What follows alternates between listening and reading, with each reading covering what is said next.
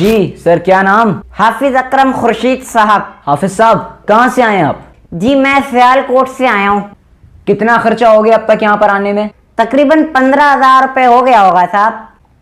और अब अगर ऐसे ही वापस चले जाएंगे तो अफसोस होगा। जी चलें, ये कैमरा है, इसके सामने आपने लोगों को एंटरटेन करना है। आज मैं आपको परफ्यूम लगाने का तरीका बताऊंगा। परफ्यूम लगाने का बेहतरीन तरीका, पहले ढकना खोलें, उसके बाद फिश फिश करके लगाएं। जब परफ्यूम लग जाए तो उसके बाद करके मलें उसको। 120 सेकंड हो गए और किसी को भी हंसी नहीं आई है।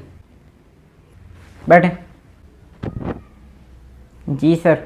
चलें भाई, डेढ़ ले आए इनका। ये क्या है? हरी मिर्चें हैं सर। 30 खा लें, सिलेक्शन हो जाएगी आपकी। अबे तेरी माँ के चढ़ी के। पार्ट को कट करना, वैसे जो मैंने डरा हूं ना उसको कट कर दो। देख चला गया। नेक्स्ट। बैठने का बोला है मैंने आपसे। Sorry sir. बैठ जा। Thanks sir.